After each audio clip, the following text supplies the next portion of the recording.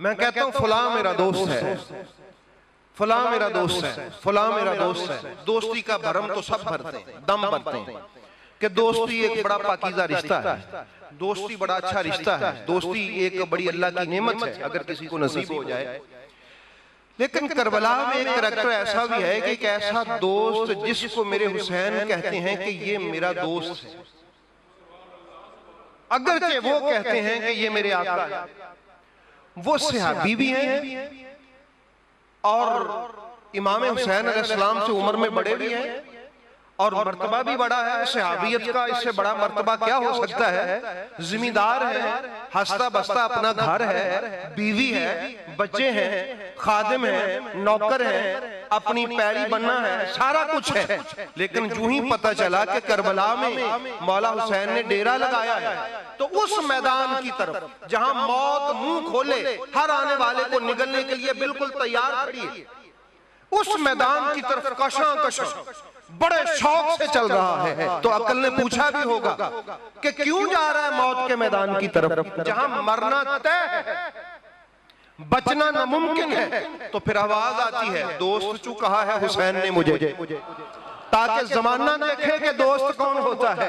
ये दोस्त उसको नहीं कहते कि जब आसानी का दौर हो तो बंदा साथ साथ हो, और जब खुदा न खास्ता कोई मुश्किल काम आ जाए, मुश्किल वक्त आ जाए, तो उस वक्त बंदा उसका साथ छोड़ दे। फरमाया दोस्ती का दम भरने वालों, एक दूसरे को एक दूसरे का दोस्त कहने वालों, दोस्ती होती क्या है? कोई हजरत हबीब इब्ने मुज़ाहर से पूछे।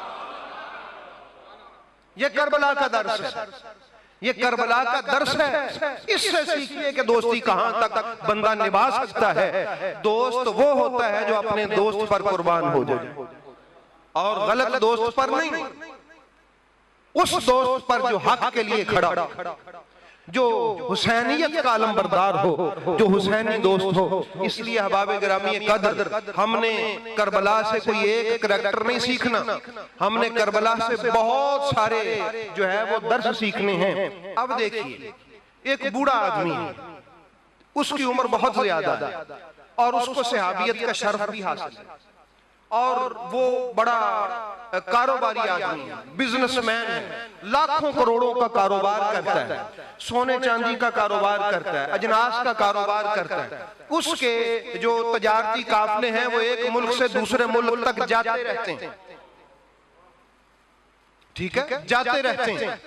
अब ये बात अगर जहन में आ जाए आपके, अमीर आदमी हो और बूढ़ा भी हो, उसके जिस्म पे राशा तारी हो, जब मौला हुसैन अलैहिस्सलाम आवाज देके रात को कहे कि देखिए तुम्हारा मरना मेरे साथ जरूरी नहीं है, तुम ऐसा करो कि मैं दिया गुल कर देता हूं, शर्म ना आए तुम्हें जाने में, तुम चले जाओ। तो एक कांपती हुई आवाज उभरती है, क्या हुसैन, क्या आपके बाद भी कोई जिंदगी है? क्या आपके बाद भी कोई जिंदगी है? क्या कल क़यामत वाले दिन हम रसूलुल्लाह को क्या मुंह दिखाएंगे कि जब मेरे रसूल हमसे पूछेंगे कि तुम्हें मौका मिला था मेरे हुसैन पर कुर्बान होने का, सामना कर लेंगे रसूल का? तो अहबाब गिरामी, इस आवाज ने बताया कि जवानी उम्र के ज्यादा या कम होने का नाम नहीं है, जवानी उस जज्बे का नाम है जो हजरत मुस्लिम इब्ने औस के जज्बे से जाहिर हो रहा था।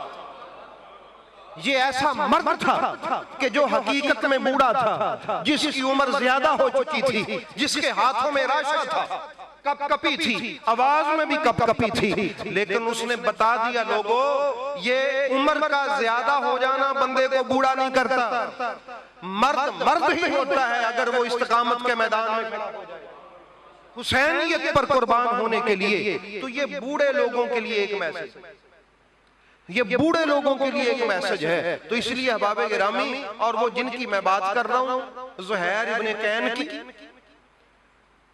कि जो बड़े अमीर हैं, ताजिर हैं, जवान हैं, और उनका लाखों करोड़ों का कारोबार है, मौला हुसैन अलैहिस्सलाम की बारगाह में आते हैं और कुर्बान हो जाते हैं। और कुर्बान भी कैसे होते हैं?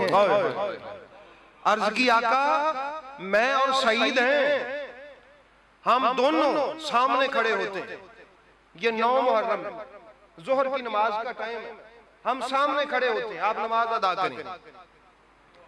बड़े बड़े लोगों ने नमाजियों की हिफाजत की होगी, लेकिन कुर्बान है ज़ुहैर ए सईद, तुम्हारे मुहाफिज होने पर आज तुमने उनकी हिफाजत नमाज में की है कि जिनके लिए नबी का सजदा भी लंबा होता है।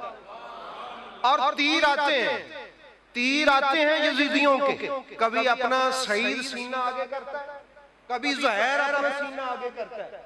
जब तक इमाम हुसैन और उनके साथियों की नमाज मुकम्मल नहीं हो जाती, जिधर से भी तीर आते हैं भाग के तीर के आगे हो जाते हैं। ये एक और करैक्टर है करबला का कि लोगों याद रखो कि अगर अल्लाह की इबादत के लिए कुर्बान होना सीखना है तो वो भी तुम्हें करबला में एक बकायदा पूरा मंजर नजर आएगा कि अल्लाह की इबादत पर कुर्बान होते हैं तो भाग भाग के अपना सीना तीरों के आगे पेश करते हैं। आज हमें इबादत की चाशनी नहीं है, आज हमें इबादत का ज़ौक़ नहीं है, इबादत का शौक नहीं है। वो भी तो लोग थे ना जिन्होंने आने वाले तीरों के लिए अपना सीना पेश किया, किसके लिए? इबादत की हिफाजत के लिए, किसके लिए? इबादत की हिफाजत के लिए। तो इसलिए अहबाब गिरामी याद रखिए, ये जो नबी करीम सल्लल्लाहु तआला अलैहि वसल्लम का घराना है, इसने करबला में बड़े दर्स दिए।